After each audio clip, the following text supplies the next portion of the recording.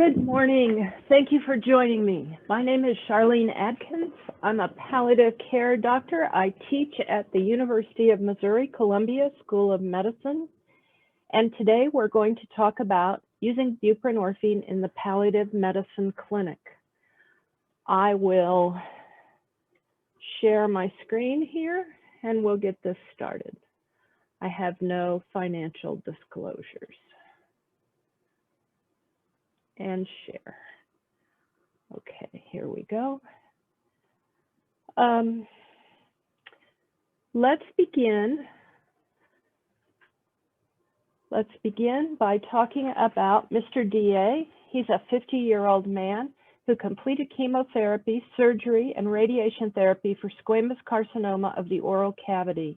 Because he had incomplete healing, he has bone exposed in his left jaw, and he complains of chronic pain in this area. He also has chronic burning pain in the left forearm, which was a donor site for a skin graft. He began heavy alcohol consumption as a teenager, and by middle age, he was losing jobs due to his drinking. He lives in a basement, avoids going outside, and is suspected to have agoraphobia. His pain was poorly controlled on oxycodone, 30 milligrams every 3 hours, 240 milligrams of oxycodone total daily dose, equal to about 300 oral morphine equivalent total daily dose. And even at this high dose range, he was running out early. So things that might be going through your mind with a patient like this is, was he screened for alcohol or substance use disorder when initiating opioids? Should we be giving opioids to a patient with untreated alcoholism or other substance use disorder? Should we be giving long-term opioid treatment to a patient with untreated psychiatric comorbidities? In the case of this patient who is on these high doses of opioids, there's a significant risk of overdose death for him in the next couple of years, and probably a greater risk of death related to opioids than from his initial cancer, which is in abeyance. So these are tough problems. This was the kind of thing that made me think hard about buprenorphine. And today what we're going to do is talk about the who, what, when, where, why, and how of using buprenorphine in the clinic. There are some specific, first of all, we're going to talk about who is a good candidate, who is not such a good candidate, and what is the patient's perspective on being treated with this medication. Then we want to know what is happening at the mu-opioid receptor. What is the pharmacology of buprenorphine? What does it mean to be a partial agonist? These are things that will help you prescribe opioids safely. We want to talk about when is it easy to start buprenorphine? When do you have to think about precipitated withdrawal? When you might need a specialist consultation to get a patient started on buprenorphine. The where of buprenorphine is probably the easy part. It has uses in the palliative care clinic, in the primary care clinic, certainly for use in substance use disorder, but also pain. In the hospital, the ER, the trauma unit, the medical ward, buprenorphine is a great agent in many ways. So we're going to start this lecture by talking about the why of buprenorphine, because I know that you will be eager to know all the details after you learn why it is a better agent. Buprenorphine gives you pain management with a better safety profile. We also need to talk about the how of buprenorphine. How do we start a patient on buprenorphine, and how is that similar or dissimilar from giving it for opioid use disorder?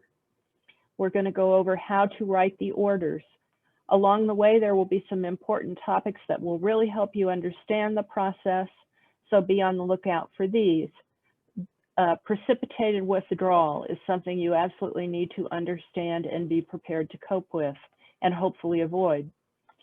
You need to understand the paradoxical effect that Bupran has in that it can cause opioid withdrawal, but it can also treat opioid withdrawal. So how does that work?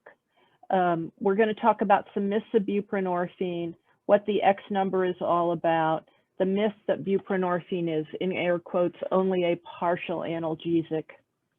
And finally, we're going to talk about the formulations of buprenorphine. You may not know that the starting dose of buprenorphine for pain is about 4% of the starting dose for substance use disorder. You may not know that the starting dose of sublingual Suboxone is strong enough to kill an opioid-naive patient. So understanding that there are different formulations of buprenorphine with different uses and vastly different dosage ranges, all of this can help you keep your feet on the ground with prescribing buprenorphine and knowing what's safe.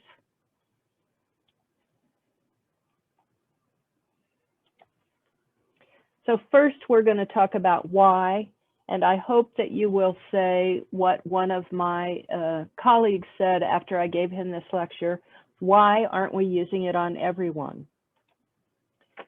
So buprenorphine is an opioid that will help you take better care of your palliative care patients for the following reasons. Buprenorphine has a ceiling effect on respiratory depression, and we're going to talk about that in some detail. But also, patients feel less brain fog. Patients have a decreased risk of overdose. There is less development of tolerance. There is less euphoria with buprenorphine. There is decrease or even absent cravings for substances previously abused or misused, for instance, methamphetamine or codeine. Buprenorphine gives you stable blood concentrations and ultra-stable receptor occupancy. That means you get a nice smooth effect from buprenorphine. Buprenorphine has decreased immune suppression compared to other opioids. It also has decreased endocrine suppression compared to other opioids. With buprenorphine, you may see decrease in depression. You may be able to titrate patients off antidepressants. Buprenorphine, parenthetically, is sometimes used by psychiatry to treat depression. With buprenorphine, you will see, or you can see, decreased anxiety, and for some patients, you may be able to titrate them off their anxiolytics. Buprenorphine's safety profile is favorable compared to tramadol or codeine, and certainly as well to Schedule II drugs. Buprenorphine has, some people believe, an anti-hyperalgesic effect, although this has not been well studied, but there is some evidence. Okay, Pain Management in 2019 made this editorial comment: buprenorphine has been used in opioid maintenance therapy with low adverse effects in comparison to methadone, and the fact that recovering opioid addicts safely use buprenorphine to treat pain, safely use buprenorphine is encouraging for the use of buprenorphine to treat pain in the opioid-naive patients. We believe that buprenorphine should be reconsidered by physicians and insurance companies as a safer alternative to prototypic opioids in chronic pain management, and may be carefully considered for acute pain patients as well. Okay, but maybe it's not all a bed of roses. Let's talk about some of the challenges that come with using buprenorphine. There is the buprenorphine induction, as it's known, and what this means is that you have to learn how to avoid precipitating opioid withdrawal when you start this medicine. Another challenge is physicians want to know, what do I do when the patient on buprenorphine breaks her leg, comes in with an acute pain crisis? What on earth am I supposed to do to manage their pain at that point? We will review that. What do I do when a patient who's on buprenorphine comes to the hospital for something else? How am I going to manage them? What am I going to do? How long can patients keep taking it is another common question that's asked. Prescribers tell me, I don't have an X number, don't talk to me about buprenorphine. You don't need an X number for pain. And then there are always concerns about what does it cost, and there are cost considerations for buprenorphine, and we will go over all these. Just to note, though, that all of these challenges associated with buprenorphine, it's really only the induction and the dosing of opioid-tolerant patients where things need extra thought and planning. Okay, what are the pharmacodynamics of buprenorphine? First of all, to define some terms. Potency refers to the relationship between the drug dose or concentration and the specified response intensity. Affinity is the attraction between the molecule and the receptor on the cell. A partial agonist is a compound that displays decreased intrinsic activity than a full agonist, and this is a function of the 3D structure of the molecules. Intrinsic activity is the capacity of the bioactive agents to activate specific receptors and to promote downstream signaling responses in the cell. So what about buprenorphine? It has high potency and a slow dissociation rate. So buprenorphine can have effective and long-lasting analgesia at low doses. Buprenorphine has a very high binding affinity at the mu-opioid receptor. In fact, it's higher than most full opioid agonists. As a partial agonist, buprenorphine has a lower mu-opioid signaling than the full agonists, and that may contribute to fewer adverse events. Buprenorphine has lower intrinsic activity than the full agonists, and this potentially limits negative effects, but there is more than enough activity to be an effective analgesic.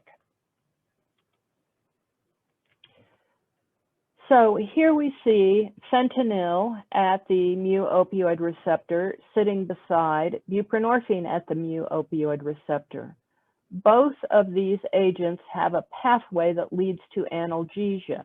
You will see that the fentanyl pathway has the thicker orange arrow, showing that it has more intrinsic activity. The buprenorphine with the thin blue arrow still has activity, but less pronounced. The thin orange arrow from the fentanyl also shows that other signaling pathways are activated, and these pathways can lead to adverse events, for instance, respiratory depression or constipation. Buprenorphine also is active at the ORL1 receptor, which is one of the 4 known opioid receptors that also gives analgesia. So buprenorphine certainly has good analgesic effect. For decades, many have misinterpreted that buprenorphine has partial or low efficacy when compared to full mu-opioid agonists. This is not the case. Because it has that high potency and a slow dissociation rate, in spite of the lower intrinsic activity, it is still a good analgesic. This is a very important slide. We see the dose on the x-axis and the opioid effect on the y-axis. The orange line is fentanyl and the Schedule II opioids. And you see that as the dose goes up, we cross the threshold of analgesia. As we continue to go up, we may get more and more analgesia. And then at some point, we will hit the point of respiratory depression, and then we are no longer able to administer the medication safely. However, with buprenorphine, because of the ceiling effect as regards respiratory depression, you have a lot of range of dosages that can be given without causing respiratory depression. Now, it shouldn't surprise you that respiratory depression can still be a concern if buprenorphine is administered with full agonist opioids, muscle relaxers, anticonvulsants, other sedatives, all the usual suspects that are dangerous when co-administered with opioid medications. Now let's talk about this paradox of buprenorphine. If you're opioid tolerant, it can put you into withdrawal. At the same time, if you are opioid tolerant, buprenorphine can take you out of withdrawal. So let's look at the opioid receptors because we need to understand how this happens and what we're going to do about it. Starting with an opioid-dependent patient who's recently had a dose of morphine. Here is a representation of their opioid receptor. Here's the representation of the morphine molecule sitting in the receptor. And then the arrow shows the strong response that's coming from the dose of morphine inside the cell. Now, here I come in and I administer a dose of buprenorphine to that patient. You see that because the buprenorphine has the strong receptor affinity, it actually knocks the morphine out of the receptor, and the buprenorphine is now sitting in the receptor. The intrinsic activity from the buprenorphine is still created, but it's at a lower level than what was created by the morphine, and the result is you have a patient who is unhappy. Either their pain control is less or they're feeling withdrawal if they're an addict.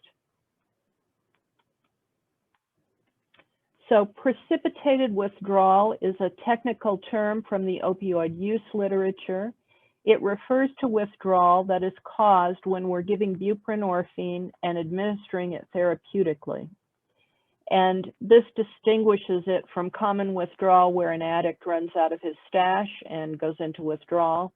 It's also meant to be something different when the patient overdoses on his opioids, comes into the ER apneic, and they hit him with Narcan to awaken him. Precipitated withdrawal is specifically related to therapeutic use of buprenorphine. So say we have an opioid patient, he is in withdrawal. That's saying his receptor is sitting there empty. So then I come in and I give him a dose of buprenorphine. The buprenorphine occupies the receptor, the intrinsic activity is turned on, and the result is the patient is happy. He notices analgesia or he notices absence of withdrawal symptoms.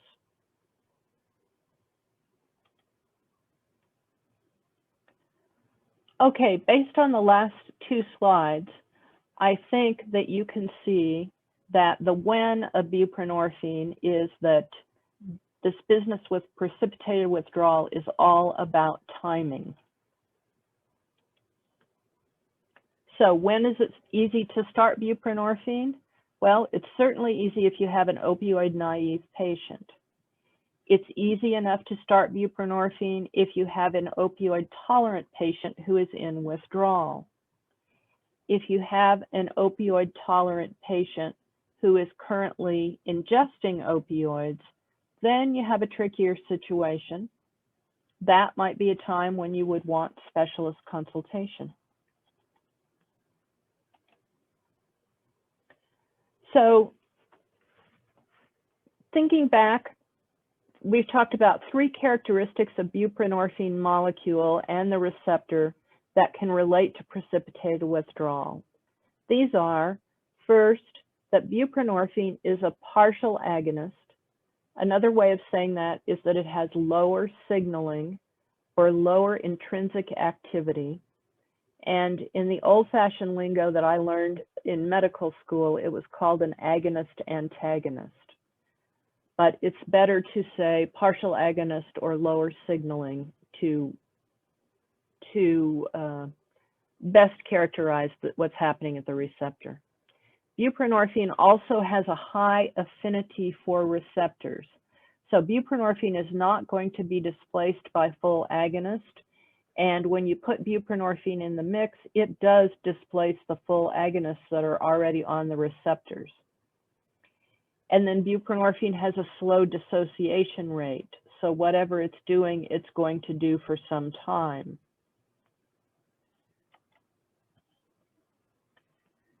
So some interesting information about precipitated withdrawal from the opioid use literature. And as a former ER doctor who used to give Narcan frequently in the ER, this is kind of information about what opioid withdrawal is about that was completely unknown to me, not part of my training. Precipitated withdrawal symptoms are not only uncomfortable, but they scare the patient away, and further treatment can eliminate a viable pathway to a greatly improved life. So during an attempt to have a patient enter moderate opioid withdrawal to be induced with buprenorphine, the severity of opioid withdrawal symptoms often can lead to relapse. And the relapse event is a high-risk event where you can have accidental overdose and death. The symptoms of precipitated withdrawal or any opioid withdrawal you're familiar with: piloerection, sweating, nausea, vomiting, diarrhea, mydriasis, dysphoria, anxiety. There is a common misconception that precipitated withdrawal relates to the naloxone that is part of the formulation of Suboxone tablets and some sublingual forms of buprenorphine. However, the precipitated withdrawal is all about the buprenorphine. The naloxone is only active if it's given IV or intranasally. Naloxone has no effect orally. And the reason that the naloxone is put in these compounds is to discourage intravenous drug abuse, misuse by patients. So precipitated withdrawal puts a patient at risk for concluding that buprenorphine is ineffective. The doctor may not know how to help, or both, and either of these situations can leave the patient in a precarious state physically and emotionally. The COWS score, which is one of the items in your handout, is a measure of opioid withdrawal, and it is used in some protocols to help determine the timing and administration of the initial doses of buprenorphine. In order to avoid precipitated withdrawal, there are a number of buprenorphine protocols that have been developed. In addition to avoiding withdrawal, with pain patients, we certainly want to avoid a pain crisis. Now, with these protocols, my opinion is that the microdosing protocol is frequently the best way to accomplish our goals, but you might encounter situations where less complicated protocols would get the same job done. So, who is a candidate for buprenorphine? This is very important. Buprenorphine is a long-acting agent. And buprenorphine is a mu opioid agonist.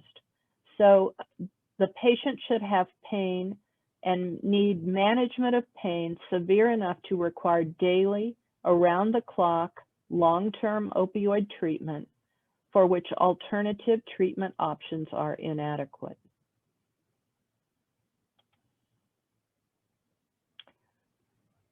Patients for whom you might consider buprenorphine are patients who have concomitant use of high-risk substances like alcohol or benzodiazepines, patients who are requiring high doses of opioids, patients who score high on the opioid risk tool, or patients who live in communities where there is a risk of diversion.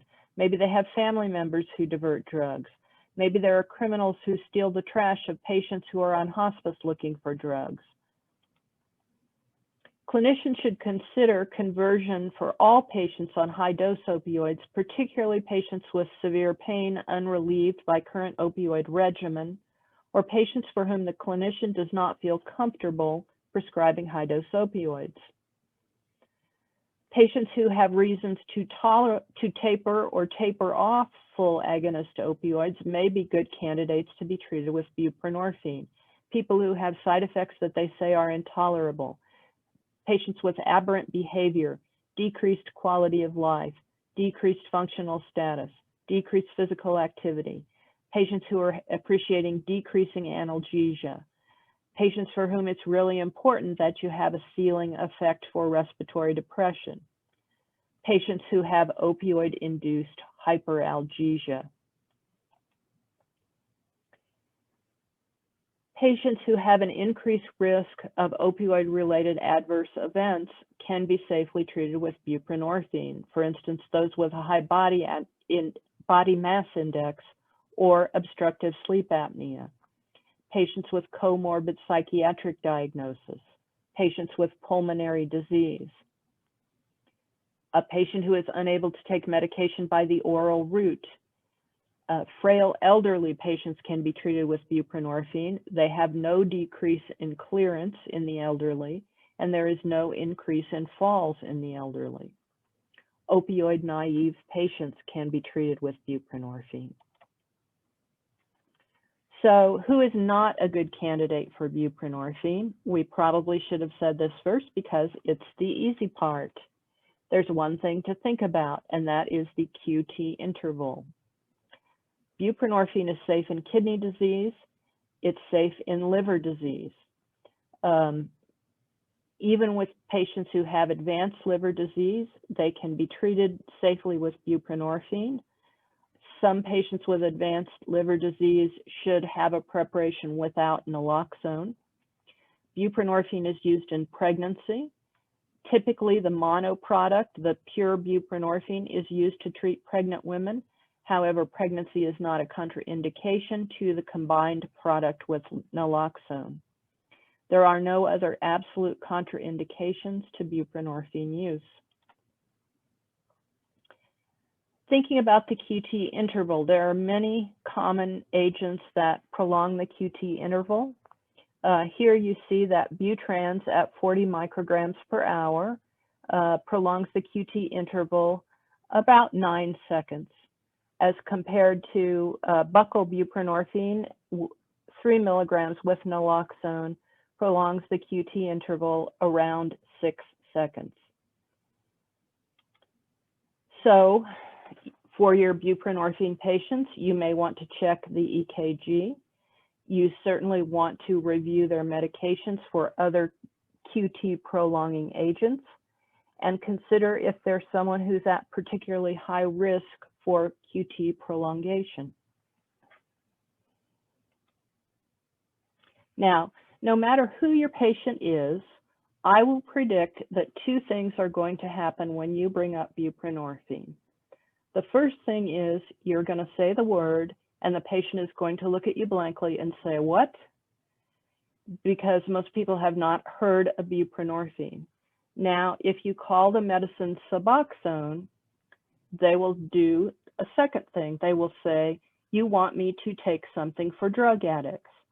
Those of you who prescribe methadone are familiar with this part of the conversation, which you have with pretty much every patient for whom you suggest methadone.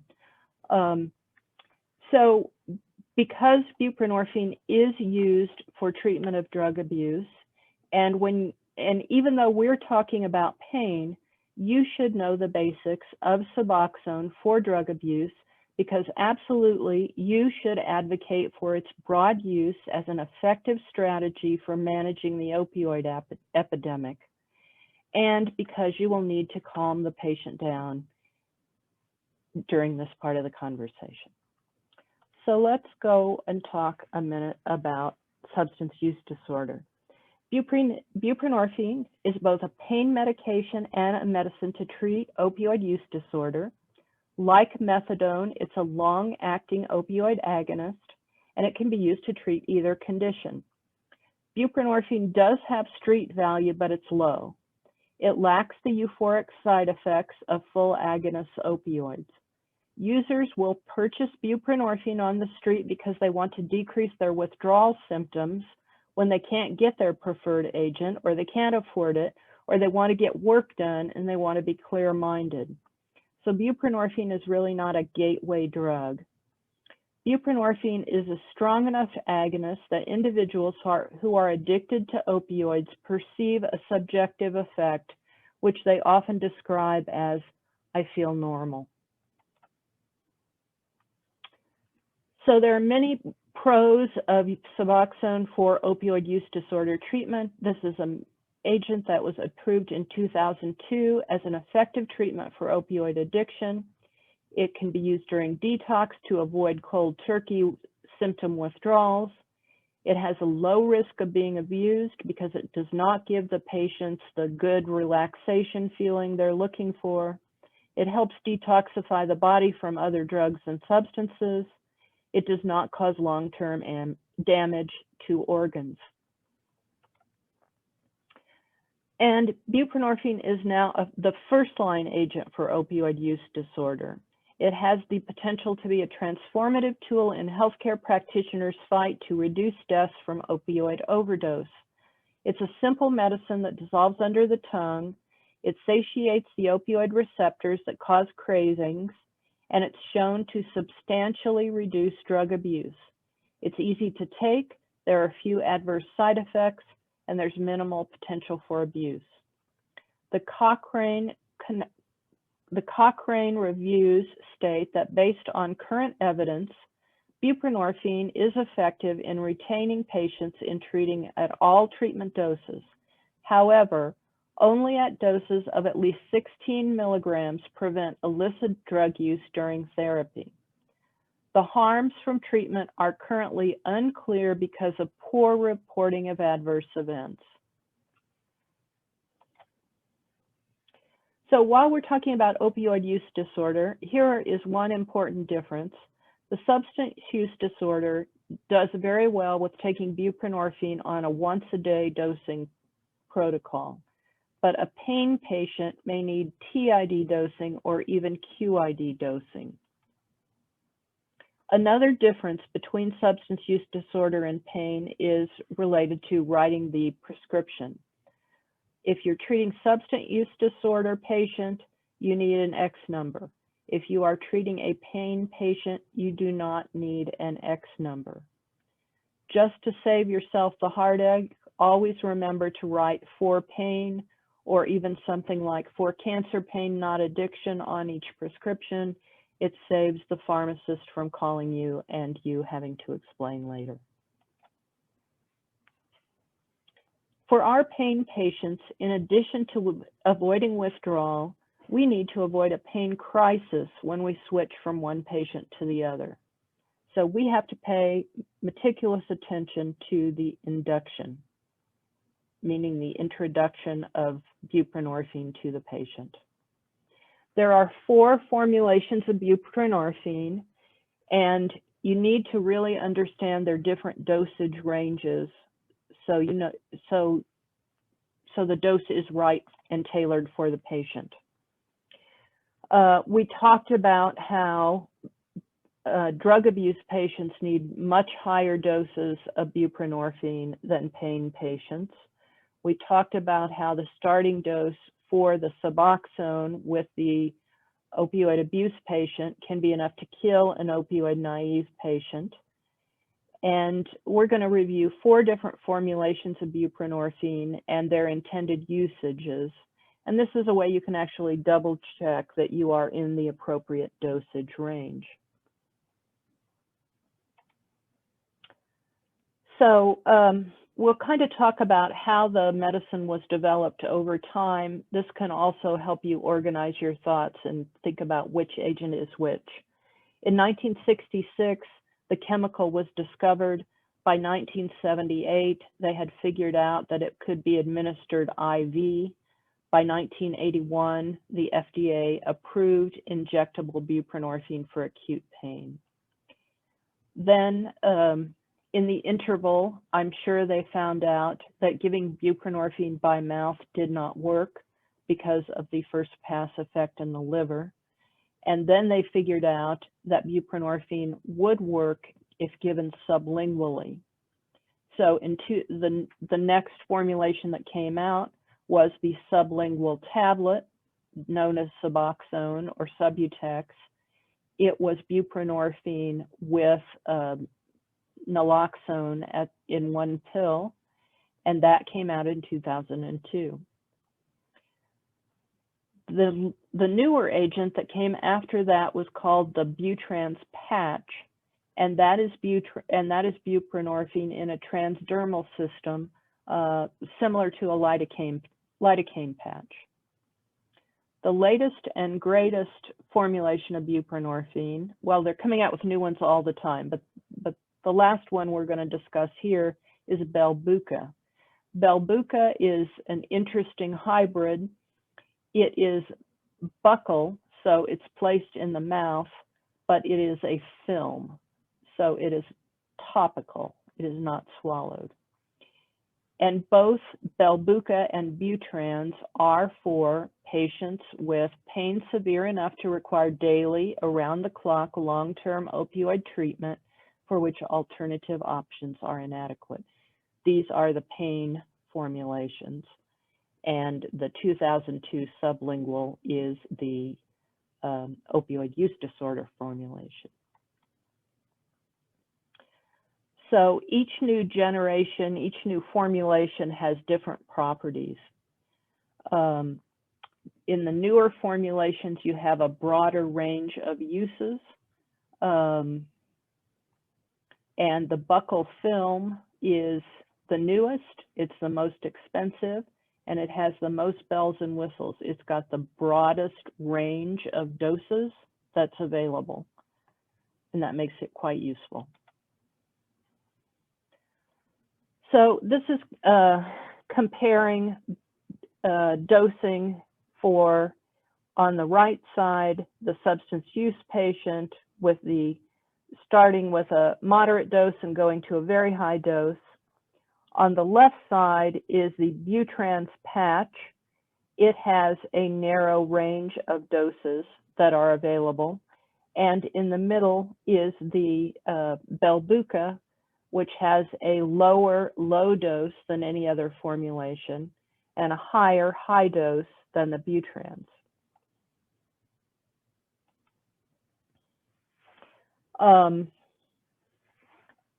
All of these are providing significant amounts of opioid analgesia, and the doses and the equivalents are provided in your handout.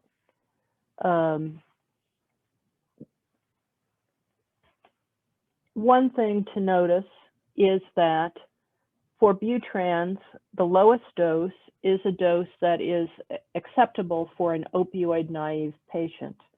For Belbuca, the lowest dose is a dose that is acceptable starting dose for an opioid naive patient. Again, sublingual buprenorphine, the agent that is formulated for use for substance use disorder, the lowest dose of it is a lethal dose for an opioid naive patient.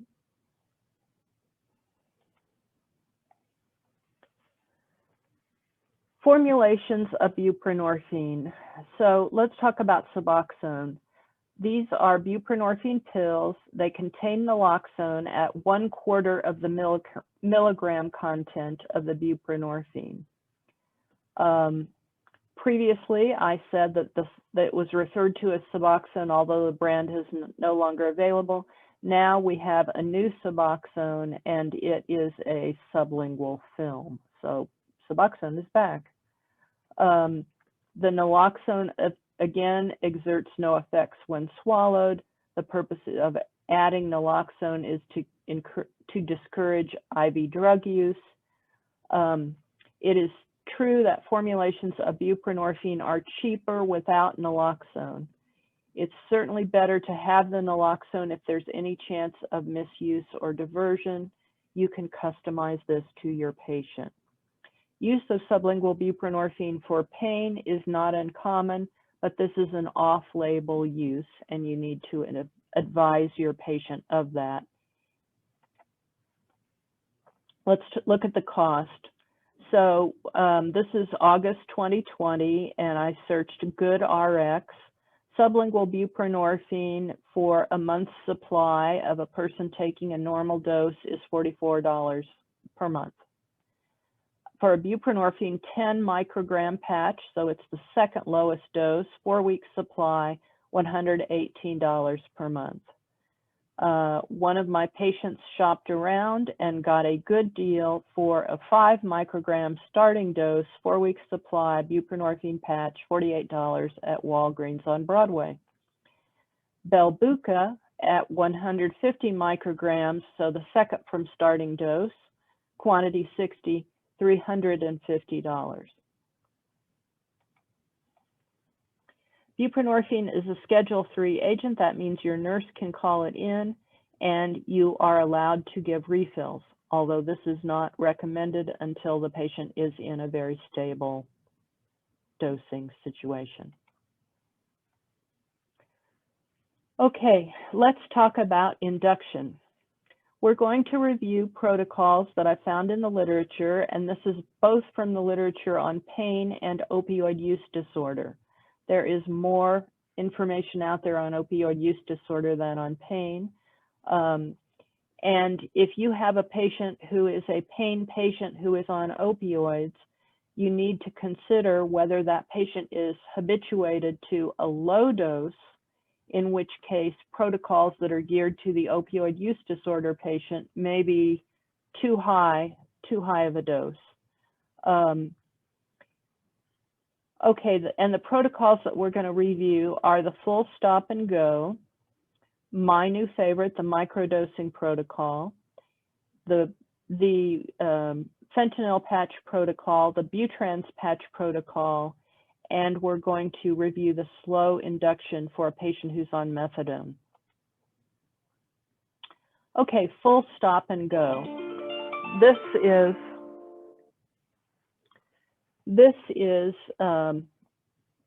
in some ways conceptually the easiest. The patient takes the last dose of opioid, of the full agonist opioid. You may give them something to pre-treat them for withdrawal, for instance, clonidine. For instance, you might give them a short-acting opioid. And after the induction with buprenorphine, you titrate the buprenorphine just in the standard fashion. Here's a more specific explanation. The baseline dose that the patient has been on is less than 90 oral morphine equivalents, total daily dose. You would start on a 10 microgram per hour transdermal buprenorphine patch, which is changed every 10 days. Or you could start them with a 150 microgram buprenorphine buccal film, which is administered BID. If their baseline dose is greater than 90 oral morphine equivalent total daily dose, you would use a 20 microgram Butrans patch, which is the highest dose of Butrans, or you could use a 300 microgram buccal buprenorphine BID. The microdosing protocol, I found that if you're searching the literature for this, it's more effective to call it the Bernese method. This was a method that was first described in a clinic in Bern, Switzerland. And to help you remember it, I thought you should see a picture of a Bernese mountain dog. So with microdosing, the buprenorphine has nothing to do with the opioid dose. You just start sneaking in some buprenorphine alongside the basal dose of the full agonist. And because it has that long time it sits on the receptor, you can slowly titrate up until you get to the point where stopping the full agonist is really not felt by the patient, because the buprenorphine has just gradually taken over all the mu opioid receptors. And all they're really feeling at that point is the buprenorphine. Buprenorphine, so in microdosing, it's not dosed according to the current OME. You start with a low dose, you reassess the patient 30 minutes after you've given them a dose of buprenorphine. That's the onset of action for all the different formulations. You increase the dose of buprenorphine over days to a week. If the patient is having more pain, you try giving them more buprenorphine. If they feel better, it's working well. You do not stop the full agonist until a good dose is achieved. This generally means 4 to 8 milligrams per day. And from there, you would stop the full agonist and titrate up the buprenorphine as needed. An opioid-dependent patient may need 8 milligrams per day, 16, or very rarely, the dose might be as high as 24 to 32 milligrams per day. In all the literature I've reviewed for pain and substance abuse, 32 milligrams is the absolute ceiling anyone prescribes, and generally 24 would be a ceiling, if not 16. So here is an article on microdosing from the substance abuse literature, and this is a great article to review. We kind of took the microdosing protocol and modified that protocol for pain patients. So instead of dosing once a day, we want to dose QID, and this is our modification of the Bernese protocol. And in our handout, we have the detailed instructions. This requires cutting some of the pills. It's not very straightforward, but it gets the job done. The buprenorphine patch transition, again, this is from the opioid use literature. The patient at the initial presentation is on their full dose. You put a buprenorphine patch on for 1 or 2 days. Subsequently, you start sublingual buprenorphine and discontinue the full agonist. And in this way, you can achieve transition without any withdrawal. Specifically, you can use a 20 microgram patch. You place it in the office. You bring them back 1 to 2 days later. You see them in the office. You give them 1 to 2 milligrams of sublingual buprenorphine. You observe them. If they tolerate that, then you can continue to titrate up. And by the time we're tapering the patient off the full agonist, again, limited number of receptors not already occupied by the buprenorphine. They don't even realize they're off the agonist. Fentanyl patch transition. If the patient has been on a fentanyl patch of 25 or 50 micrograms for 3 to 7 days, then you stop the short-acting opioids the day before you see the patient in clinic. In clinic, you remove the fentanyl patch and you administer 1 or 2 milligrams of sublingual buprenorphine. Observe them for 20 minutes. You can repeat the dose up to a total of 8 milligrams on a Q to 6-hour dosing schedule for the first day, and they can do that to manage their symptoms. Subsequent to that, you can increase up to 24 milligrams over 3 to 7 days as needed. You can discontinue the fentanyl on day 1, or you can leave it on as late as day 4. And again, this is a substance use disorder protocol. So we're talking about patients who are on high doses of opioids. Dr. Ken Lee presented a 15-day methadone conversion for a methadone patient who's going to be converted to buprenorphine. It's a very complex transition, and but converting from one long-acting opioid to another is what makes this so difficult. And just so you know, even this is possible. Clinical pearls from the substance use literature regarding induction. If a patient misses their buprenorphine medication during the microdosing protocol, it's okay to resume the protocol if they only missed 1 dose. If they missed 2 consecutive doses, you probably should reassess the patient and then restart the patient at day 1 dosing. Many clinicians find that home induction is safe and effective. Others caution that home induction should not be done with the patient alone. There should be a stable person or nurse present, or do it in clinic. Don't prescribe a 1-month supply of buprenorphine until they've made the transition, you have a few visits, and the patient is looking stable. What if you have some bumps in the road with your induction and the patient has some withdrawal symptoms? Nausea and vomiting should be treated with Dramamine, anxiety, tachycardia, and restlessness with Clonidine, diarrhea with loperamide, body aches with NSAIDs. So where is buprenorphine best used? It might be in the palliative care clinic, the primary care clinic, or in the hospital. After the patient has been induced and the patient is successfully on buprenorphine, it's easy to titrate up.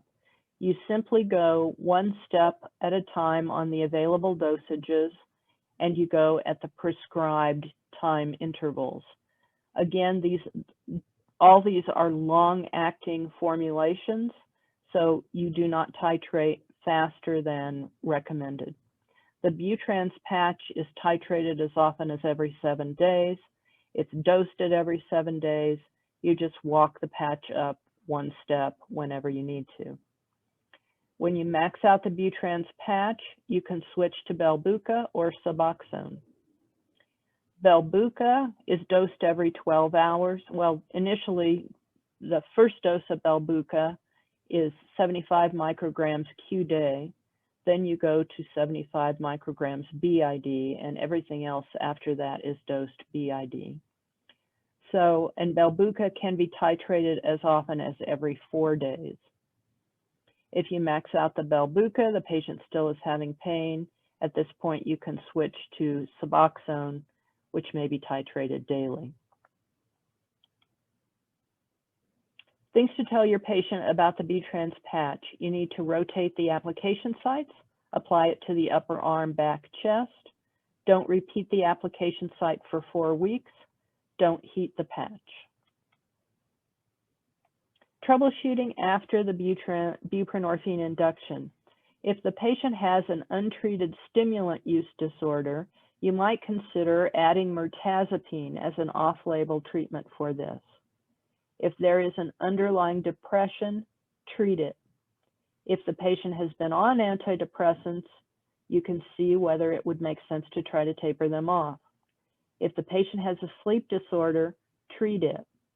If the patient is abusing other substances, talk to the patient and find out what it is they're getting out of it.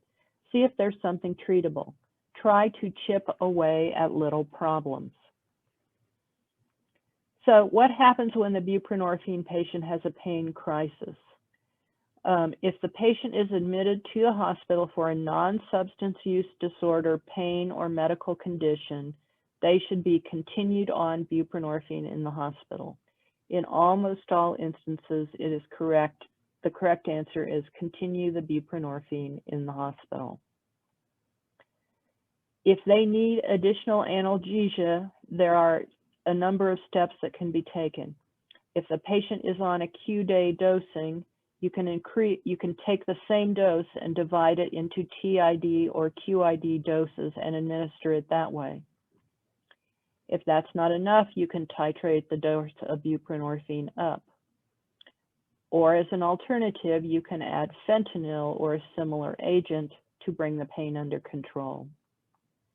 When a patient who is faithfully taking their buprenorphine is hospitalized, just leave them on it and then go from there. There are certain protocols that anesthesia has, and if there is a patient who is on buprenorphine who has a planned major surgery coming up, that could be a time when the patient would be tapered off the buprenorphine prior to the surgery. Other than that, again, the right answer, leave them on it. Pain crisis. You, of course, want to start with multimodal analgesia, and you give adjuvant analgesics to enhance the opioid effects. So schedule your acetaminophen, Consider nonsteroidals, neuropathic pain agents, topical agents, and regional anesthesia. We talked about dividing for a 6-hour dose. Also, certainly assure the patient that their pain will be treated and that their buprenorphine will be continued, and this can decrease patient anxiety. You may need to give them additional opioids, and you need to expect that these patients are going to use higher than usual doses required, and they're going to have shorter dosing intervals. You would prefer to schedule the medicine or give it continuously rather than get a PRN. Our goal is not to allow the pain to reemerge. So for parenteral agents, you want medicines with high affinity substrates, and this would be hydromorphone, fentanyl, or sufentanil are preferred. For oral agents, oxycodone is the preferred agent. Another option for pain management after dividing the buprenorphine into TID or QID dosing may be to titrate the buprenorphine up. Again, maximum dose is in the range of 16 to 32 milligrams of buprenorphine total daily dose. Don't go faster than what is recommended. Narcan does not bind to the mu-opioid receptor. It is outcompeted by buprenorphine. The onset of pain relief for sublingual buprenorphine is about 30 minutes, and the duration is 6 hours or more. Providers may consider holding buprenorphine on a patient with opioid use disorder if they've not been taking their buprenorphine before hospitalization and if they have severe acute pain needs. Try to confirm this history with the patient and with the online drug prescription monitoring program. From the substance use literature, the longer patients stay on buprenorphine, the better they do and the safer they are. We don't have similar data on pain patients. So buprenorphine is a potent analgesic. It's safer than most opioid analgesics. The ceiling effect for respiratory depression is vastly important. And for the average patient who's not going to overdose, just having decreased brain fog and decreased constipation can help their quality of life so much. When you prescribe buprenorphine, you as a provider are pumping fewer abusable opioids into the community, and this can only help with the devastating opioid crisis. So, isn't it worth a little bit of extra effort? Now that you know the who, what, when, where, why, and all about the formulations and about the protocols, someday when you're asking yourself, oh, what agent can I use here? I hope that you will remember the BUP.